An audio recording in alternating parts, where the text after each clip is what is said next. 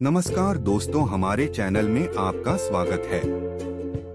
अगली बार जब भी किसी की समस्या सुनी उसे ध्यान से सुने और सलाह तभी दिन जब वह आपसे मांगे। लिए पूर्ण विषय पर विस्तार से जानते हैं कि मौन की शक्ति हमारे जीवन में कितना बड़ा बदलाव ला सकती है। तो कृपया चैनल को सब्सक्राइब करना ना भूले। नहीं, वीडियो की नोटिफिकेशन के लिए बेल आइकन जरूर दबाएं। तो चलिए बिना देरी के वीडियो को शुरू करते हैं। मित्रों, इस सही व्यक्ति सबसे अधिक सुखी और संपन्न होता है जो क्रोध। कुछ लोग जो आपको पहले से ही गलत समझने का इरादा रखने की माल का भी गलत अर्थ निकाल सकते हैं, लेकिन यार की अदालत में न्याय का तरीका अनोखा है। बस खामोश रहिए, कर्म करते रहिए और सबका मुकदमा चल रहा है। अगर किसी प्रश्न का उत्तर आपको मालूम नहीं है तो नहीं समझदारी है। कभी कभी चुप रह अपने आप में एक चमत्कार होता है। आपको किसी विशेष अवसर पर क्या कहना है यह समझ में नहीं आता। मैं आपकी जानकारी अधूरी है तो चुप रहना ही बेहतर। जो व्यक्ति आधे अधूरे ज्ञान के साथ बोलता है वह अक्सर उपवास का पात्र बन जाता है और कोई भी वही व्यक्ति से अपनी बात रख सकता है। इसलिए आज ही अधूरी जानकारी के आधार पर कोई आपके सामने किसी तीसरे व्यक्ति की बुराई कर रहा हो तो आपको चुप रहना चाहिए। अब बातचीत में शामिल होना आपको भी मुसीबत में डाल सकता है, क्योंकि आज जो व्यक्ति किसी और की बुराई कर रहा है वह कल किसी और के सामने आपकी भी बुराई करेगी। बात के लिए समस्या उत्पन्न हो सकती है। इसलिए जब कोई किसी की निंदा करे या मजाक उड़ाए तो बस सुनिए, लेकिन अपनी राय मत दीजिए। अगर आप किसी की नकारात्मकता का जवाब नहीं देते तो आप अपनी सुरक्षा कर लेते हैं। कोई आप पर गुस्सा या घृणा से चिल्लाता है, चुप रहकर आप उसकी नकारात्मकता को कम कर सकते हैं। चुप रहकर को बिगाड़ आने से अपने गुस्से से बोलते हैं तो स्थिति और भी बिगड़ सकती है, और रहते हैं तो महसूस करता है। और जब उसका क्रोध शांत हो जाता है तो वह पछताते हैं कि हो सकता है कि वह माफी मांगे,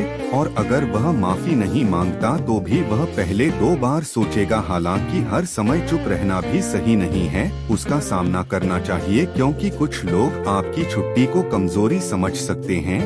गुस्से में मौन रहना सिर्फ पति भी रिश्तेदारों और मित्रों के लिए सही है। अगर आप हर जगह चुप रहेंगे तो लोग इसका गलत फायदा उठा सकते हैं।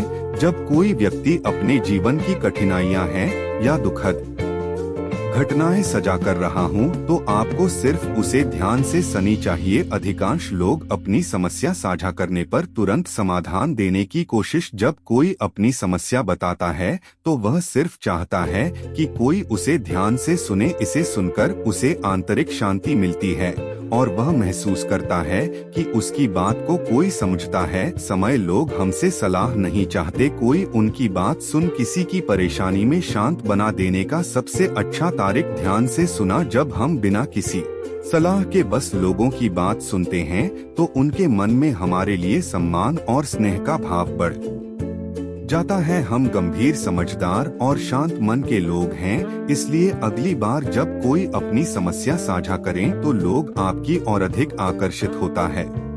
हम अपने जीवन का बहुत सा समय व्यर्थ की चिंताओं में ही खो देते हैं। माँ की यह प्रवृत्ति बदलना मुश्किल है लेकिन संभव नहीं। अब जरा सोचिए कि वह काम करना बंद कर दे। क्या एक मेंढक से कह सकते हैं? पानी देखकर का स्वभाव भी कुछ ऐसा ही है। जीवन में कुछ भी घटित हो, अच्छा या बुरा, हमारा मन तुरंत जिंदा है। कभी कभी तो ऐसा लगता है कि हम में से कई लोग जैसे सिर्फ परेशान रहने के लिए ही जीते हैं। हमारे कई समस्याएं, दुख और उलझने हमारे मन की बनाई हुई। कृष्ण हमें मन को शांत और स्थिर रखने के लिए 2 महत्वपूर्ण उपाय बताते हैं। पहले है ध्यान और दूसरा है मेरा ध्यान। शब्द सुनते ही बहुत से लोग सोचते हैं कि यह सिर्फ आंखें बंद कर सांसों पर ध्यान केंद्रित करना है, लेकिन ध्यान का वास्तविक अर्थ है किसी एक वस्तु या कार्य पर पूरा ध्यान लगाना और उसे पर से ध्यान न हटाना। अगर आप रोटी बना रहे हैं तो सिर्फ उसी पर ध्यान दें कि आप समय बर्बाद कर रहे हैं। जब आप अपने जीवन के हर कार्य को पूरी तरह महत्ता से करते हैं कि आप सब कुछ छोड़कर जंगल में चल जाएं, जो भी कम करें उसके परिणाम की चिंता न करें। उदाहरण के लिए, यदि आपने किसी नौकरी के लिए इंटरव्यू दिया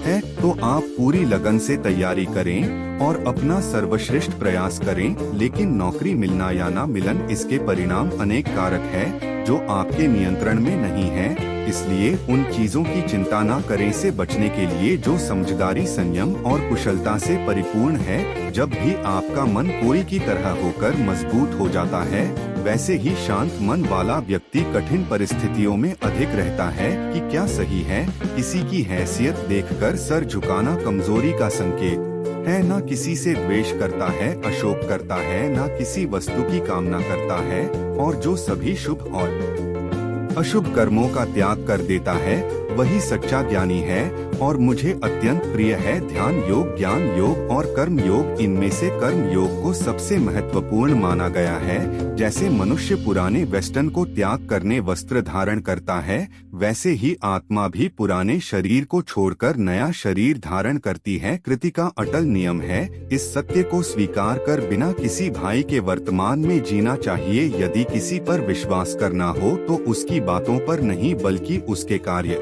पर ध्यान दो। गुस्से के समय थोड़ी देर ठहर जाने से और गलती के समय नम्रता से झुक जाने से जीवन और भी सरल हो जाता है। भगवान श्री कृष्ण कहते हैं, जो मनुष्य मुझे पूरी तरह जान लेता है उसके लिए इस संसार में जानने योग्य कुछ विशेष नहीं रहता। ऐसा व्यक्ति जन्म और मृत्यु के चक्र से मुक्त हो जाता है। जो व्यक्ति गीता का अध्ययन करता है और उसके उपदेशों को जीवन में अपना आता है, उसके समस्त पापों का प्रभाव समाप्त हो जाता है। जो तुम्हारे भाग्य में लिखा है वह तुम्हारे पास आकर रहेगा, और जो तुम्हारे भाग है वह दूर चला जाएगा। जैसे हवा की दिशा बदलने से लाभ का रास्ता बदल जाता है, वैसे ही इच्छाएं हमारी बुद्धि को भ्रमित कर देती हैं, ना कि उनसे अपनी तुलना करता है। लेकिन शब्द आत्मा को भी घायल कर सकते हैं। जो व्यक्ति खुद को परमात्मा से अलग नहीं मानता और शरीर से कोई संबंध नहीं रखता, वह जन्म और मृत्यु के चक्कर से मुक्त हो जाता है। आधार पर में आकर जो लोग अपने जीवन में आध्यात्मिक जागरूकता की ऊंचाइयों पर पहुंच चुके हैं, उनका मार्ग निस्वार्थ कर होता है, और जो भगवान से जुड़े होते हैं उनका मार्ग और शांति होता है। भागवत गीता उपदेश है, पालन करते समय मानव कल्याण को प्राथमिकता देनी चाहिए। श्री कृष्ण कहते हैं, जो तुम्हारा साथ देता है उसे त्याग दो। जहाँ तुम्हारा सम्मान नहीं होता वहाँ जाना छोड़ दो, वरना लोग तुम्हें कमजोर और मूर्ख समझेंगे। जैसे बिना बारिश की फसल खराब हो जाती है, वैसे ही बिना संस्कारों के समाज बिगड़ जाता है। जो लोग कहते हैं समय नहीं है, उनकी प्राथमिकताओं में तुम शामिल नहीं हो ही। अर्जुन, जो मेरी दिव्य लीलाओं और मेरे वास्तविक स्वरूप को समझता है, मारण के चक्र से मुक्त हो जाता है और मेरे परम धाम को प्राप्त करता है, सभी इच्छाओं का त्याग करने से मुक्त हो जाता है, उसे अपार शांति मिलती है। जिसके पास ज्ञान और ईश्वर में श्रद्धा नहीं है, वह जीवन में कभी सच्चा आनंद और सफलता प्राप्त नहीं कर सकता। ईश्वर ने जो कुछ भी हमें दिया है वही हमारे लिए पर्याप्त है, और यही सदाचार में और सेवा संघ के बिना नहीं आते। इंसान की स्थिति या भाग्य बदलते हो या नहीं, लेकिन उसके चरित्र में जरूर परिवर्तन आता है। अपनी बात को इतनी मधुरता से कहो कि अगर कभी उसे वापस भी लेना पड़े तो बुरा ना लगे। आत्मसम्मान का होना आवश्यक है, जहाँ तुम्हारा अधिकार है। एक रहस्य की तरह देखा है, कोई इसे एक अद्भुत सत्य की तरह वर्णन करता है।